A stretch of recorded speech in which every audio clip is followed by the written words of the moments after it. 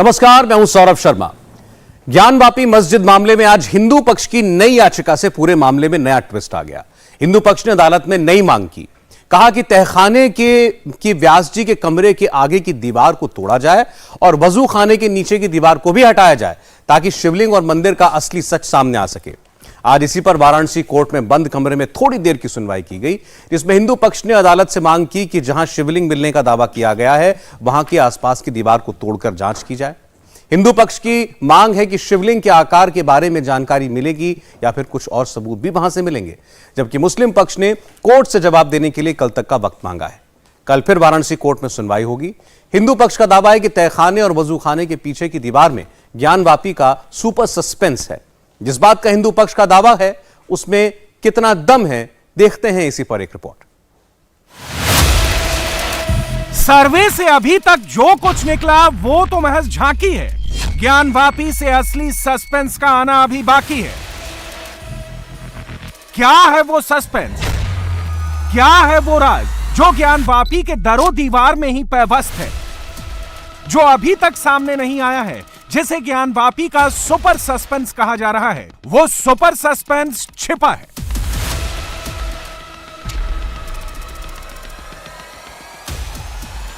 तहखाने के पीछे और वजू खाने के नीचे। अब तक सर्वे में सिर्फ 4 तहखानों का जिक्र है जो खुल गए हैं, जिनके सबूत इकट्ठे किए जा चुके हैं। लेकिन अब बात तहखाना नंबर 5 की हो रही है। याचिकाकर्ता तहखाना नंबर 5 की दीवार हटाने की मांग कर रहे हैं और दूसरा सस्पेंस वजूखाने से जुड़ा है, उसी वजूखाने से जिसमें शिवलिंग मिलने का दावा किया गया। लेकिन अब वजूखाने के ऊपर की नहीं, बात वजूखाने के नीचे की दीवार की हो रही है। शिवलिंग के आकार की बात हो रही है। आखिर क्या है वो राज जिसने ज्ञानवापी विवाद में नया ट्विस्ट ला दिया है? ये कहा जा रहा है कि जो आपकी तरफ से एक एप्लीकेशन और मूव की गई थी कि मलबा हटाया जाए या दीवार हटाया जाए, अब वीडियो सामने आ गए। तो हमारे दर्शकों को आप बता दीजिए कौन सी दीवार, एक शिवलिंग के चारों तरफ दीवार दिख रही है, वो दीवार हटाने की बात हो रही है या कौन सी? आपकी प्रेयर को थोड़ा डिटेल में समझा दीजिए। जो व्यास जी का तहखाना है वो दीवार का वीडियो नहीं आया है। व्यास जी के तहखाने में एक दीवार है जो टेम्परेरी दीवार है, उसको रिमूव करने की मांग की जा रही है। और जो शिवलिंग के जस्ट नीचे जो वजू खाना है उसके जस्ट नीचे एक दीवार है जो लेफ्ट साइड से रास्ता जाता है नीचे, वहाँ पे एक दीवार है, तो उसको हम हटाने की मांग कर रहे हैं कि शिवलिंग का जो आकार है उसका इंच है वो नापा जा सके, और उसी के लिए ये एप्लीकेशन डाली गई है। ये जो वीडियो आया है ये उतना हमारी बात को एक्सप्लेन नहीं कर पा रहा है। सबसे पहले क्या है तहखाना नंबर 5 का राज? क्यों मलबे से बंद कर दिया गया है तहखाना नंबर 5? क्या जानबूझकर तहखाना नंबर 5 को बंद किया गया है? तहखाना नंबर 5 की दीवार के पीछे क्या है? दीवार है उसको तोड़ के फिर उसके बाद सर्वे किया जाए, जिससे ये पता चले कि शिवलिंग का साइज क्या है। क्या लगता नहीं कि ये बहुत बड़ी मांग है? तोड़ फोड़ करने की इजाजत कैसे कोर्ट दे सकते? नहीं, सत्य के लिए कुछ भी किया जा सकता है ना। प्रत्यक्षम किम प्रमाणों में, यदि यह समाज भी चाहता है, प्रदेश भी चाहता है, देश भी चाहता है, हिंदू भी चाहते हैं, मुसलमान भी चाहते हैं, तो क्यों ना तोड़ फोड़? या ऐसा हुआ करता है, पर अगले भी कालखंड में और आज के कालखंड में अगर होता है तो कोई आश्चर्य की बात यह नहीं है। याचिकाकर्ताओं ने कोर्ट में जो नई याचिका डाली है उसमें तहखाना नंबर 5 का जिक्र किया गया है, जिसे व्यास जी का कमरा बताया जा रहा है। 1992 से पहले यहां व्यास जी पूजा किया करते थे। अंदर व्यास पीठ से संबंधित सभी सामान रखे जाते थे, लेकिन इसके आगे दीवार खड़ी कर दी गई। दावा किया जा रहा है कि पत्थर की दीवार से उसे ढका गया है, और जब ये दीवार हटाई जाएगी तो निश्चित तौर पर बड़ी संख्या में टूटे फूटे शिवलिंग और देव विग्रह मिलेंगे। दावा तो यह भी है कि तहखाने के भीतर भी कई तहखाने हो सकते हैं। इसलिए अपनी नई मांग में हिंदू पक्ष व्यास जी के कमरे को, जिसे तहखाना नंबर 5 बताया जा रहा है, उसके मलबे को हटाने की बात कर रहा है। अच्छा सर, ये बताइए कि एक बात ये भी की जा रही है, जो व्यास जी थे उनका कमरा जो है वो तहखाने में, उनको भी खोला जाए, उसकी दीवार को तोड़ा जाए, मलबा बहुत सारा है वो हटाया जाए। वो कौन सा इलाका हो सकता है? व्यास जी के पास दक्षिण दिशा का जो दरवाजा था उसकी ताली व्यास जी के पास रहती थी, और वर्तमान में अब कहते हैं कि जिलाधिकारी महोदय के पास है। लेकिन व्यास जी के पास अब तहखाने की बात आती है जी। माने दक्षिण दिशा से व्यास जी की ताली थी और वो खोलते थे। लेकिन आप ये कह रहे हैं कि वो तहखाना यहाँ है, मुक्ति मंडप के नीचे वाले हिस्से में। यहाँ से, लेकिन ये तहखाने अब जब सर्वे हुआ है तो कई भाग में तहखाने होना स्वाभाविक है। सर्वे की बात तो छोड़ दीजिए, सर्वे टीम की, आप ऐसे भी देख लीजिए कि इसको तोड़ करके तो पूरा तहखाना बनाया नहीं गया। ये नींव ऊपर आई और उसके बाद इसको पार्ट पार्ट करके अंदर से तहखाने को कई पार्ट में दिया गया। और अब जैसे ये इतना लंबा, ये हाल बहुत लंबा है, तो उसमें क्या किया गया है, या बीच में खंभे दे दिए, पत्थर के खंभे दिए, छोटे छोटे खंभे, और उसके ऊपर भी पट्टियां लगाई गई, जिससे वो एक ऊपर छत का रूप दिया। तहखाने का छत जो मंदिर के ग्राउंड की छत हो, वो फर्श हो गई। ठीक है, ऐसा ही ये पूरा बना जो है। तो अब इसमें कई पार्ट में तहखाने हो गए। अच्छा। तहखाने अभी तो 2-4 तहखाने खुलने की बात है, लेकिन सारे तहखाने खोले जाएं। बहुत कई तहखाने पूरी तरह से पत्थर लगा के बंद किए। व्यास जी का कमरा कह लें या तहखाना नंबर 5 कह लें, बात सिर्फ इसी दीवार की नहीं है। हिंदू पक्ष का तो दावा है कि वजू खाने के नीचे भी एक दीवार है जिसमें कई राज छिपे हैं। वजू खाने में शिवलिंग है या फव्वारा, इसी के सच को हिंदू पक्ष सामने लाना चाह रहा है। हिंदू पक्ष का दावा है कि वो सच वजू खाने के नीचे की दीवार में छिपा है। दीवार टूटेगी तो असली शिवलिंग का आकार पता चलेगा।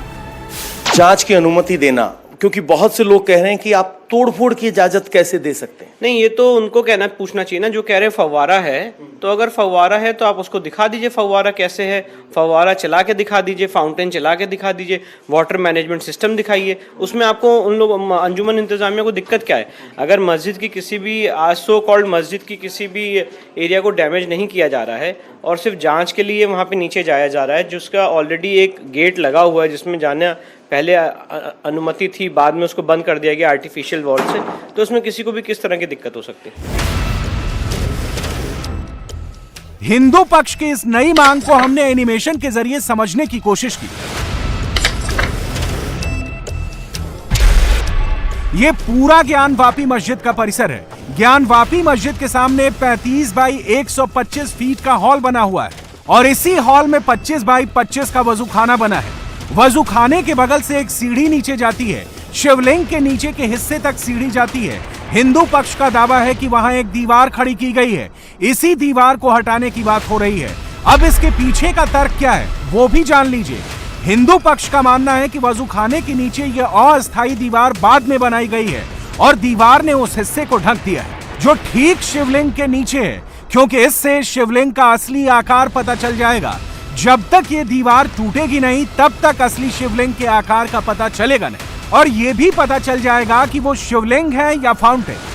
ईस्ट साइड में ज्ञान मंडप के ठीक सामने वजू खाना मिला है और उसके अंदर शिवलिंग की बात की जा रही है मिलने की।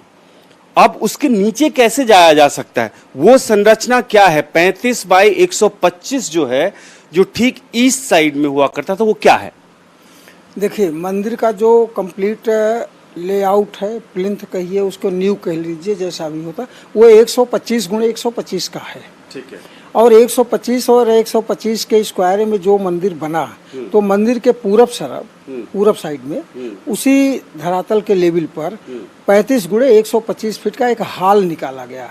और हॉल में ऐसा इतिहास है कि वहाँ पे विद्यार्थी दूर दूर के आते थे जो संस्कृत की शिक्षा लेते थे, और प्रवचन भी होता था, जो श्रद्धालु तीर्थयात्री आते थे वो उसमें सुनते थे। सभाकक्ष कहा जाए जो है, तो वो 125 गुणे 35 फीट है पूरब की दिशा में।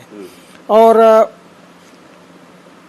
ये जो ध्वस्त हुआ मंदिर, पश्चिम की तरफ एक मंडप पूरा हमारा जो श्रृंगार मंडप, आप इस नक्शे के जरिए बताते रहिए तो ज्यादा बेहतर होगा जी। ये पश्चिम का दिशा है जी। ये श्रृंगार मंडप है, ये गणेश मंडप है, ये दंडपाणी, और ये जो है, ये इतना भाग जो है तोड़ दिया गया 1669 में, इतना भाग। पीछे तरफ तीनों मंडप में जाने के रास्ते साफ थे, जो पत्थर लगा करके आज भी बंद किए गए हैं। वो अभी दिखता है क्या, वो बंद किया हुआ रास्ता? ये रास्ता बिल्कुल साफ, दरवाजे पत्थर लगा करके बंद किए गए हैं। मैं फोटो दिखा करके आपको बता सकता हूँ। और ये दरवाजे, यहाँ पे 3 दरवाजे बंद कर दिए गए। ठीक है। अब इस दरवाजे को अगर खोला जाए तो ये सीधे रास्ता गर्भगृह में जाता है। आज जो वर्तमान में जो सबसे बड़ा गुम्बद दिखता है वो ठीक इसी गर्भगृह के ऊपर बना है। अब देखिए, ऐश्वर्य मंडप, ये उत्तर की दिशा में ऐश्वर्य मंडप है, ठीक है, ये, और दक्षिण की दिशा में मुक्ति मंडप है। इन तीनों मंडपों पर ऊपर में गुम्बद बना है। ठीक है सर, हम ईस्ट की बात करते हैं जहाँ पे वजू खाना मिला है। आते हैं पूरब साइड। पूरब साइड में भी जो मंदिर था, मंदिर का लेआउट यहाँ तक आता है, लेकिन मंदिर के पूरब दिशा में सटा हुआ 35 फीट चौड़ा और 125 फीट लंबा एक हाल, उसको सभा कक्ष, प्रवचन कक्ष जो भी कह लीजिए, एक हाल का निर्माण किया इन लोगों ने, जिसमें कहा जाता है कि वो संस्कृत की शिक्षा लेने के लिए दूर दूर से विद्यार्थी आते थे। तो ये अभी जो वजू खाना मिला है, इसी प्राचीन हॉल जो था उसी के अंदर बनाया गया है। देखिए, वजू खाना के लिए ये स्ट्रक्चर तोड़ करके ये नहीं बना सकते थे, क्योंकि ये मंदिर की प्लिंथ है और प्लिंथ जमीन यानी नींव से निकला हुआ है, तो नींव को कैसे तोड़ते? तो इन्होंने इस हाल में 25 गुणे 25 का एक स्पेस निकाला, इसके पूरब साइड में जो हाल बना था लंबा, 25 गुणे 25 का एक स्पेस निकाल करके इन्होंने वजू खाना बनाया। वो पूरा पूरब साइड में है। और उस वजू खाने में अब कैसे बनाते हैं उसको, तो पानी का टैंक बनाना था। 25 गुणे 25 का एकदम से इन्होंने छत निकाल दिया उस हाल का। जब छत निकाला तो ये सीधे 7 फीट नीचे पहुंच गए। फिर इन्होंने 7 फीट नीचे से दीवार की जोड़ाई करके ऊपर तक लाए होंगे। चाहे तहखाना नंबर 5 की दीवार हो या फिर वजूखाने की दीवार, हिंदू पक्ष का कहना है कि जब ये दीवार टूटेगी और उसके पीछे से मलबा हटेगा तो एक नहीं हजारों सबूत मिल जाएंगे। इन दावों में इतना विश्वास क्यों है, वो भी सुनिए। दीवार तोड़ने की मांग करने की जरूरत क्यों पड़ी आप लोगों को? शिवलिंग अगर बाहर से नजर आ रहा है तो फिर दीवार तोड़ के आप क्या स्टैब्लिश करना चाहते हैं? क्या आपको लगता है वजू खाने के नीचे और भी कोई सबूत मिल सकता है? बिल्कुल बिल्कुल बिल्कुल, वहां तो सबूतों का भंडार दिखाई दे रहा है। हमारा पश्चिमी दीवार जो भव्य मंदिर का तोड़ा गया है, ये कितना प्रमाण चाहिए? हजारों प्रमाण हैं। अगर शिवलिंग मिल गया, उसका जो दीवार तोड़ा जाए, उसके नीचे तोड़ा जाए, यह तो सबके सामने ही आ जाएगा ना। हमारा भव्य देवाधिदेव का मंदिर जिसको औरंगजेब ने 8 अगस्त 1669 में तोड़ा था, क्या ये हमारा गौरवमयी शानदार संस्कृति विरासत को तार तार होता हम देखते रहेंगे? आज जब प्रमाण मिल गए तो प्रमाण के लिए हम कुछ भी करने को तैयार हैं। सच क्या है ये तो अदालत को तय करना है, लेकिन हिंदू पक्ष ज्ञानवापी का सबसे बड़ा सबूत जिस नंदी की पोजीशन को मानता है, आज उसका एक और नया वीडियो सामने आया है। इस वीडियो में नंदी का मुख वजू खाने की ओर है, बीच में लोहे की ग्रिल है। इस वीडियो में साफ दिख रहा है कि नंदी उसी ओर देख रहे हैं जिस ओर हिंदू पक्ष ने शिवलिंग का दावा किया है। इसीलिए हिंदू पक्ष शिवलिंग के पूरे आकार की सच्चाई जानने के लिए नीचे की दीवार को हटाकर देखना चाहता है, इसीलिए अदालत में अर्जी दी है। इस वीडियो में आप देख सकते हैं कि कैसे नंदी का मुख उसी जगह पर है जहां वजू खाना है और उसके नीचे दीवार है। एक वजू खाने की दीवार है और दूसरा उसी से सटा व्यास जी के कमरे की दीवार है। दोनों तहखाने में है और इन्हीं दीवारों के पीछे मंदिर के बड़े रहस्य का दावा है। आपको लग रहा है कि ये जो शिवलिंग का शिखर हम देख पा रहे हैं वो कितनी गहराई तक हो सकता है? और जब आप तहखाने की बात कर रहे हैं तो क्या इतना लंबा भी हो सकता है कि तहखाने तक पहुंचा? अब ये तो जब एक बार नीचे तहखाना खुलेगा तभी बताया जा सकता है, पर as a lawyer of this case कि मैं आज यहाँ पे कोई अनुमान पे कोई स्टेटमेंट तो नहीं दे सकता हूँ। जांच का विषय है, जांच हो उस चीज़ की, पहले फैक्ट्स असर्टेन किए जाएं तभी उसमें मैं आगे कोई स्टेटमेंट दे सकता हूँ। और ये फैक्ट्स असर्टेन करने की एक्सरसाइज चल रही है कि जो वहाँ पे आज की वस्तु स्थिति है वो कोर्ट के रिकॉर्ड पे लाई जा सके। श्रृंगार गौरी की हर रोज पूजा को लेकर याचिका दाखिल की गई थी। कोर्ट ने सर्वे का ऑर्डर किया था और सर्वे में शिवलिंग मिलने की बात कही गई, जिसे मुस्लिम पक्ष नकार रहा है। लेकिन जिस श्रृंगार गौरी को लेकर बात यहां तक आ गई, उन्हीं श्रृंगार गौरी को लेकर बड़ा खुलासा हुआ है। सर्वे टीम के मेंबर रहे डॉक्टर सोहन लाल आर्या का तो बड़ा दावा है कि जहां श्रृंगार गौरी है, उसके नीचे की जमीन के नीचे भी मंदिर के बड़े बड़े सबूत हैं। श्रृंगार गौरी की ओर यानी पश्चिमी दीवार की तरफ 72 फुट लंबा, 30 फुट चौड़ा और 15 फुट ऊंचा जो मलबा है, यदि उसकी खुदाई हो तो हमारे जो है गौरवमयी शानदार संस्कृति और बड़े बड़े हिंदुओं के पिलर, हमारे देवी देवता की मूर्तियां जो ध्वंस हैं वह सबके मिलेंगी और वह बिल्कुल वह हिंदुओं का प्रमाण रहेगा, वह शिव विश्वेश्वर महादेव के प्रमाण रहेंगे और वह विजय सूत्र बनेगा और यही विजय सूत्र बाबा के उद्धार का कारण बनेगा। वो मलबे से जो पटा पड़ा हुआ है वो कब से बंद है? क्या वहां पे आप लोग कभी गए हैं? कैसे जानकारी है आप लोगों के पास उसमें मंदिर के विध्वंस का ही मलबा है? मैं 1995 से वादी रहा हूं, जो 18 मई 1996 को मैं उसका पैमाइश भी कराया हूं। आज भी 18 मई है और 1996 यानी 26 साल पहले मैं वहां का ज्ञानवापी पैमाइश कराया हूं। मुझे अनुभव है, मुझे जानकारी है, इसलिए मैं कह रहा हूं, दावे के साथ कह रहा हूं कि वहां मिलेगा और बाबा का जो अंग भंग हमारे मूर्तियों का है निश्चित मिलेगा। हिंदू पक्ष का बड़ा दावा है, उधर मुस्लिम पक्ष भी ज्ञानवापी पर हक की लड़ाई को हर मंच पर लड़ने को तैयार है। सुप्रीम कोर्ट तक मुस्लिम पक्ष जा चुका है और पर्सनल लॉ बोर्ड के जरिए ज्ञानवापी की लड़ाई लड़ने की तैयारी है। ज्ञानवापी मस्जिद केस को बोर्ड टेक ओवर करेगा, इसके लिए एक लीगल कमेटी बनेगी। साथ ही पर्सनल लॉ बोर्ड राष्ट्रपति से भी मिलेगा। दिल्ली से लेकर काशी तक मुस्लिम पक्ष भी पीछे हटने को तैयार नहीं। इधर हिंदू पक्ष की नई याचिका, जिसमें वजूखाने की दीवार और व्यास जी के कमरे की दीवार तोड़ने की इजाजत मांगी गई है, उसके जवाब के लिए मुस्लिम पक्ष ने और समय मांगा है। बात दो धर्मों की आस्था की है, सबके अपने अपने दावे हैं, मामला अदालत में है और अब अदालत ही तय करेगी कि ज्ञानवापी में मंदिर मौजूद है या फिर मस्जिद का वजूद है। अब बात कृष्ण जन्मभूमि ईदगाह मस्जिद विवाद की। मथुरा को लेकर हिंदू पक्ष का दावा है कि यहां पर श्री कृष्ण जन्मस्थान मंदिर को तोड़कर ईदगाह मस्जिद का निर्माण करवाया गया। कल इस पर दायर याचिका पर कोर्ट अपना फैसला सुनाएगा, लेकिन उससे पहले मौलानाओं का भड़काऊ टेप शुरू हो चुका है। ये मौलाना भगवान श्री कृष्ण श्री राम के नाम पर जो कुछ कह रहे हैं, जैसी अफवाहें फैला रहे हैं, इसे देखकर आप दंग रह जाएंगे। पहले हेडलाइन देखिए, बड़े बड़े बोल्ड अक्षरों में लिखा है, कृष्ण भगवान भी मुस्लिम थे। सभी पंडितों ने कहा। श्री श्री रविशंकर महाराज की फोटो लगाई गई है, उनके पीछे सांसद साक्षी महाराज की फोटो लगी है, साइड में मौलाना जर्जिस अंसारी की तस्वीर है। इस फोटो का टेक्स्ट देखिए, सवाल पूछा है, कृष्ण जी नमाज पढ़ते थे? भगवान कृष्ण की तस्वीर लगाई गई है और मौलाना जर्जिस अंसारी की फोटो है। अब इस पोस्टर में लिखा है, मस्जिद को तोड़ने वालों सुन लो, भगवान भी नमाज पढ़ते थे। प्रधानमंत्री मोदी, यूपी के सीएम योगी की फोटो बाईं तरफ लगी है, बीच में भगवान राम की तस्वीर है और दाएं तरफ मौलाना अब्दुल्ला सलीम। एक और पोस्टर है जिसमें सवाल पूछा गया है, कृष्ण जी ने नमाज पढ़ी है? पंडितों, दम है तो सच्चाई बताओ। इसमें अर्जुन को ज्ञान देते हुए श्री कृष्ण दिखाए गए हैं और साइड में मौलाना जर्जिस अंसारी। जब से ज्ञानवापी देश का सबसे बड़ा मुद्दा बना, ज्ञानवापी मस्जिद में मंदिर होने के सबूत मिले हैं। जब से मथुरा में श्री कृष्ण जन्मभूमि का मुद्दा उठा है, मौलानाओं की हेट स्पीच शुरू हो गई है। मुस्लिम व्हाट्सएप ग्रुप में, सोशल मीडिया में, यूट्यूब में मौलानाओं के खास वीडियो वायरल हो रहे हैं। कुछ नए वीडियो हैं, कुछ पुराने हैं, जिसमें मौलाना भगवान कृष्ण को इस्लाम से जोड़ रहे हैं। मौलाना दावा कर रहे हैं, भगवान राम ने हनुमान को नमाज पढ़ना सिखाया, भगवान कृष्ण ने भगवान गीता में अर्जुन को नमाज का पाठ सिखाया। श्रीमद् भागवत गीता का 6वां अध्याय उठाओ और उसका 10वां मंत्र पढ़ो।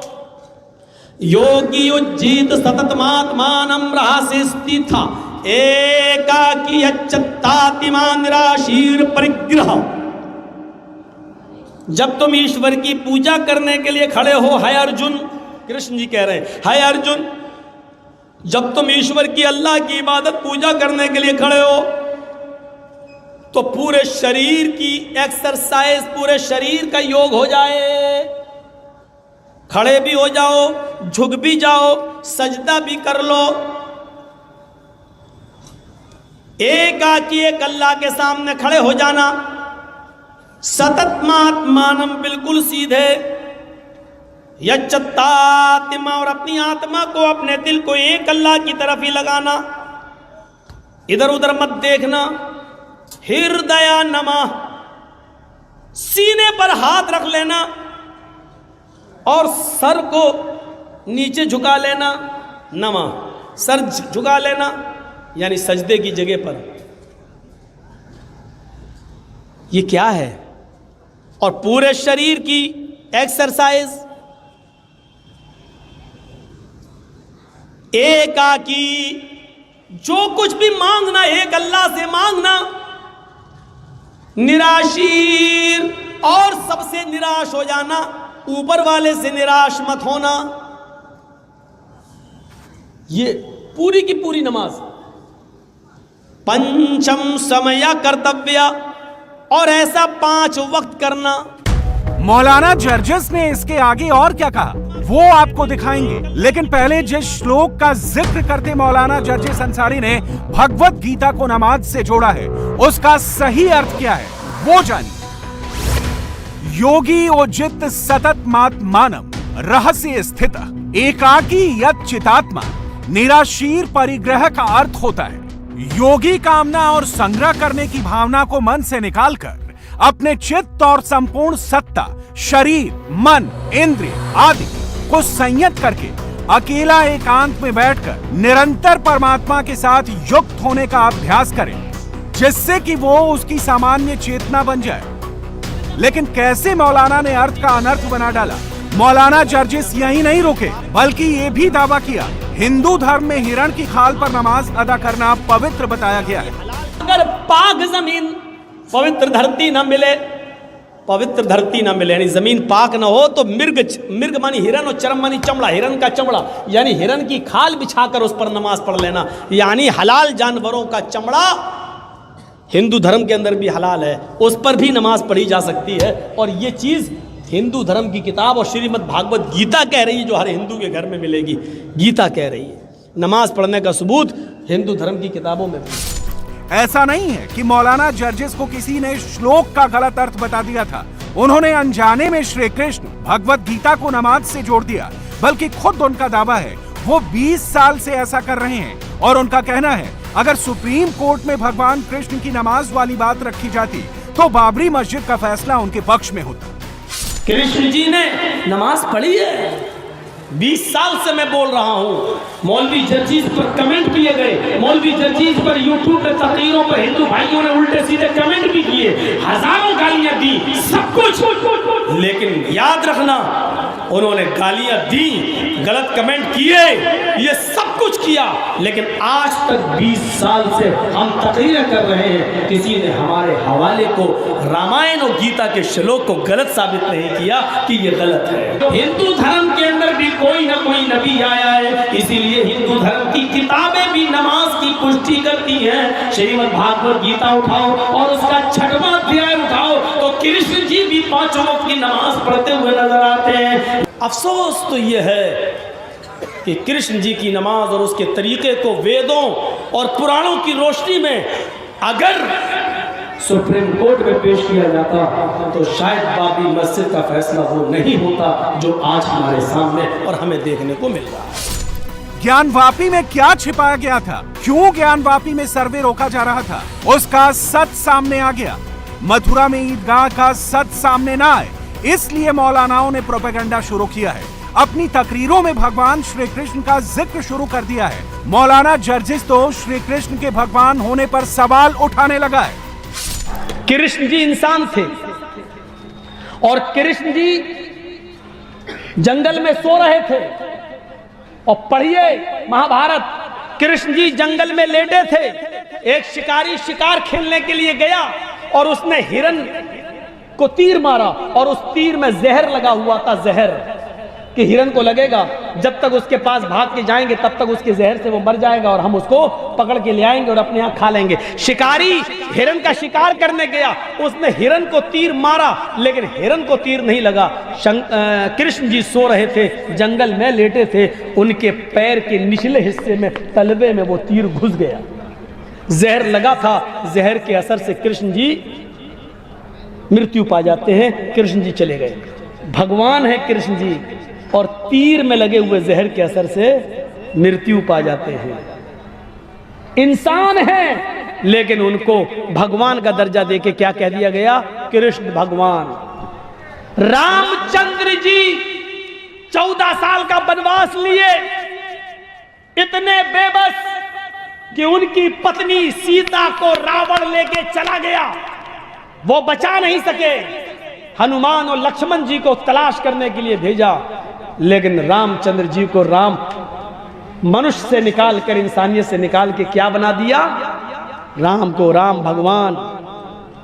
सिखों को देख लो, महावीर सिखों को गुरु नानक पर सबसे ज्यादा भरोसा करते हैं, लेकिन सिखों के टेंपल में, मंदिर में, गुरुद्वारे में चले जाइए तो गुरु नानक की मूर्ति के नीचे लिखा हुआ है गुरु नानक भगवान। जैनियों में चले जाओ, महावीर जी को मानते हैं, लिखा महावीर भगवान। दुनिया में कोई धर्म ऐसा नहीं रहा जिसने अपने यहां आने वाले इंसान को, महान पुरुष को, पुरुष रहने दिया हो, इंसान भगवान का दर्जा दे दिया, भगवान का। सिर्फ इस्लाम एक ऐसा मजहब है जिसने मोहम्मद रसूलुल्लाह सल्लल्लाहु अलैहि वसल्लम को भगवान का दर्जा नहीं दिया। ऐसा नहीं है। मथुरा के नाम पर, श्री कृष्ण जन्मभूमि के नाम पर सिर्फ एक मौलाना, एक मौलवी ऊट पटांग बोल रहा है, बल्कि ऐसे मौलानाओं की लिस्ट लंबी है। ये मौलाना अब्दुल सलीम, जिन्होंने मथुरा ईदगाह विवाद पर सीधे सीधे कोर्ट के फैसले पर ही सवाल उठा दिया। मथुरा की ईदगाह में, मथुरा की मस्जिद में, कि ये भी ईदगाह और ये भी मस्जिद, यहाँ पर श्री कृष्ण जी नमूदार हुए, श्री कृष्ण जी पैदा हुए, इसीलिए यहाँ पर ये मथुरा की जो जामे मस्जिद है और मथुरा के अंदर जो ईदगाह है, जो मुस्लिम धार्मिक स्थल है, उन तमाम के ऊपर केसेस लादे जाएंगे। 5 साल तक केस चलेगा, 10 साल तक केस चलेगा और बिलाखिर फैसला उनके हक में होगा। बाबरी मस्जिद की फेवर में सारे प्रूफ थे, सब चीज था, सारी चीजें थी, मौजूद थी, लेकिन नहीं, चूंकि एक षड्यंत्र है, बातिल ताकत कुर्सी पर बैठे हुए। चले जाइए तो डीएम उनके मिजाज का, एसपी उनके मिजाज का है, ब्लॉक में बीडीओ उनके मिजाज का है, सीओ उनके मिजाज का है, और डीओ उनका मिजाज का है, डीपीओ उनके मिजाज का है। मौलाना अब्दुल्ला सलीम अपने नाम के आगे चतुर्वेदी लगाते हैं। इनका दावा है इनको हिंदू धार्मिक ग्रंथों का पूरा ज्ञान है और रामायण में नमाज खोजते हैं। श्री रामचंद्र जी भी कृष्ण हनुमान को कहते हैं, दुनिया के लोगों, नमाज पर एतराज करने से पहले पढ़ लेना वाल्मीकि रामायण, रामचरितमानस, तुलसीदास की साफ लफ्जों में लिखा है, प्रथमादार का जीवा, नमाज देखकर तुम्हारे पेट में मरोड़ पैदा होता है, तो नमाज का आदेश देख लो। श्री हनुमान जी की जिंदगी में, हनुमान हिरन करने वाले की जिंदगी में नेकी करने वाली जात थी। पूछा है करो उसके, sir how can I pray the god, कैसे खुदा की, परमात्मा की पूजा प्रार्थना करे? उन्होंने कहा वअमुर अहलका बिस्सलाति, जिंदगी का एक पाठ था। रामायण में 3 ही विषय, हनुमान, राम, सीता और रावण, ये 3 पार्ट हैं बस। तो ये एक फैमिली मेंबर बन गए। तो वअमुर अहला का, तो श्री रामचंद्र जी कहते हैं पतमादार का, हनुमान पतमादार का, सीधे खड़े हो जाओ, दियोदियन मुझियते, थोड़ा झुक जाओ, तृतीयानन को डलाकार, कायदा उला करो, बैठ जाओ, अत्तयात पढ़ो, दरूद शरीफ पढ़ो, तब बाद में सलाम फेरो, कोडला कार्य चतुर्तर देव चंद्र का पंचम विनिदो संयुक्ता। मैंने पहले भी ये बात कही, आज भी कहता हूं, इसलिए कि जरूरत, हमारे नौजवान नमाज पढ़ना नहीं जानते। इनसे मिलिए, ये है मुफ्ती हरूम नदवी, यूट्यूब में खुद का न्यूज चैनल चलाते हैं, सोशल मीडिया में सुपर एक्टिव हैं। इनका दावा है श्रीलंका में जो कुछ हो रहा है वो मुसलमानों पर ज्यादती का नतीजा है और हिंदुस्तान के लिए चेतावनी। श्रीलंका में क्या हो रहा था? यही हो रहा था यही सब मुसलमानों के साथ एक ख़ास समाज को दबाना, कुचलना, उनकी मजहबी आज़ादी को छीनना, उनके खाने पर बैन लगाना, उनके लिबास पर बैन लगाना, उनकी इस्लामी तालीमात पर बैन लगाना, उनके मदरसों को निशाना बनाना, उनकी अजानों को निशाना बनाना। और मेरा ख्याल ये तमाम चीज़ें हमारे यहाँ भी हो चुकी है। तो श्रीलंका की तबाही हमने देख लिया। जी हाँ, अभी भी मौका है यहाँ की हुकूमत को संभलने का। अगर यहाँ की हुकूमत सोचती है कि नहीं इन्हीं बदमाशियों से हमें हुकूमत मिलेगी, तो फिर राजा पक्षे का हाल सामने है कि जिन अनभक्तों ने बिठाया था उन अनभक्तों ने भागने पर मजबूर कर दिया। मौलाना जो बोलते हैं, जैसा गुमराह करते हैं, उसका क्या असर पड़ेगा, कितना माहौल खराब होगा। ऐसा नहीं कि इनको इसका अंदाजा नहीं है, बल्कि इनको सब कुछ अच्छी तरह से मालूम होता है। कांड तुम करो और हम कुछ बोलेंगे स्टेज पर माइक पे आकर, तो हमारे ऊपर लोकसभा के अंदर में चर्चा हो जाता है कि हो 2-3 मौलाना है, एक मौलाना अब्दुल्ला है, एक जर्जीस मौलाना साहब है, डॉक्टर जाकिर नायक है, मौलाना अरशद मदनी है, मौलाना महमूद मदनी, लोग बहुत बोलते हैं। फ्रीडम ऑफ एक्सप्रेशन बोलूंगा, नहीं डरूंगा तुमसे, तुम मना नहीं कर सकते। Right, freedom of certain rights, it's our fundamental rights. बोलना ये हमारा अधिकार है। Freedom of expression, freedom of thought, liberty of thought, freedom of speech, ये हमारा बुनियादी हक है। ये तुम्हारी मसनूई किताबों के श्लोक नहीं है, ये भारत में जो लिखी गई 3 साल में उस संविधान है, और जिसके तहत बोलने की आजादी हमें है। इन मौलानाओं की एक बड़ी खासियत है, ये अपनी बात शुरू करते हैं हिंदू धर्म से, फिर इस्लाम का गुणगान करेंगे, उसके बाद अपने असली एजेंडे पर आ जाते हैं। 98 साल मेहनत की है आरएसएस वालों ने। पेट्रोल 150 रुपए लीटर हो जाए, मर जाएगा वो, बाइक में आग लगा देगा वो, लेकिन कभी भी आरएसएस और मौजूदा सरकार के खिलाफ जुबान नहीं खोलेगा। क्यों? उसकी तरबियत हुई है। डेली 3-3 घंटा टाइम देते हैं आरएसएस को ट्रेन करने के लिए। आप देख लीजिए कि क्या तारीख रही। 3-3 घंटे कौन? बूढ़े लोग चड्डी पहन कर जाया करते थे। कहां? नागपुर के हेड ऑफिस में।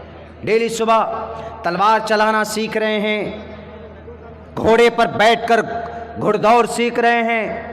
जो काम आपको करना था वो काम they are doing right now, आजकल वो कर रहे हैं। आज किसकी हुकूमत है? आज किसकी सत्ता है?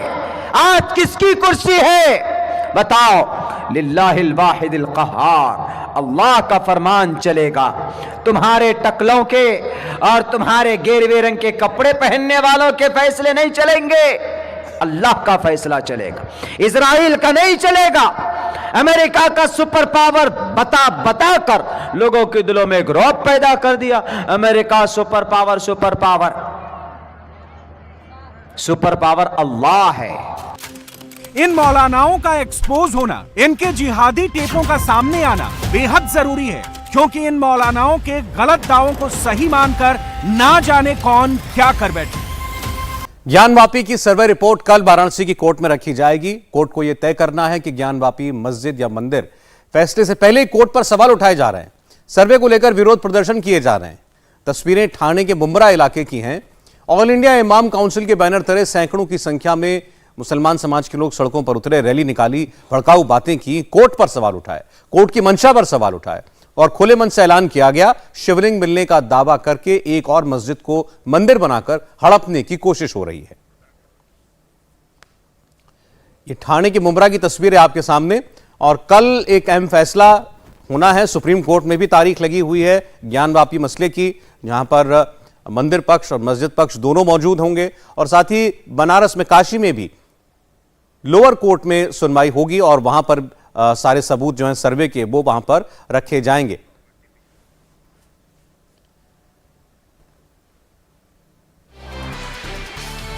ज्ञानवापी के नाम पर मजहबी बातें करने वालों को, ज्ञानवापी के नाम पर भड़काऊ बातें करने वालों को हालांकि जमीयत उलेमा हिंद ने बड़ी नसीहत दी। जमीयत उलेमा हिंद ने ज्ञानवापी विवाद को लेकर माहौल खराब न करने, भाईचारा बनाए रखने की अपील की है।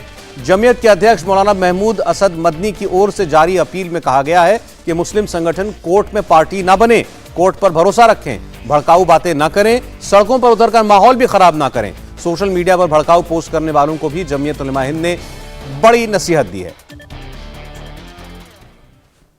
ज्ञानवापी मस्जिद कज़िये से मुताल्लिक जमीयत उलमा हिंद की एक अहम अपील आज जारी की गई है, जो हज़रत मौलाना महमूद मदनी साहब की तरफ से है। जमीयत उलमा ने एक कोशिश की है कि ये ज्ञानवापी मस्जिद किसी तरह से इसको सड़क पर न लाया जाए। जिस तरह से बाबरी मस्जिद के कदिये को लोगों ने सड़क पर ला कर खड़ा किया और उसका नुकसान हम देख रहे हैं। एक अपील ये की गई है, इसको किसी तरह से सड़क पर खड़ा करके अवामी तहरीक की शक्ल न दी जाए। दूसरी गुजारिश ये की गई है कि मस्जिद इंतज़ाम कमेटी जिस तरह से मुकदमे की पैरवी मुख्तलिफ अदालतों में कर रही है वो करती रहे, हम उनका सपोर्ट करें और उनकी मदद करें। जिस तरह से भी ज़रूरत हो हम उनकी मदद करते रहें, लड़ाई वही लड़ें। तीसरी अपील जमीयत उलमा ने ये की है कि जिस तरह से सोशल मीडिया पे टेलीविज़न डिबेट में बहस में लोग शरीक होते हैं और उस बहस में खामखा के लिए मुख्तलिफ तरह के हालात पैदा होकर के कहीं न कहीं तशद्दुद का रास्ता इख्तियार कर लिया जाता है, उससे अपील की गई है कि शरीक होने वाले लोग एहतियात बरतें और वहाँ किसी भी तरह से शरीक न हो ताकि माहौल ख़राब न हो सके।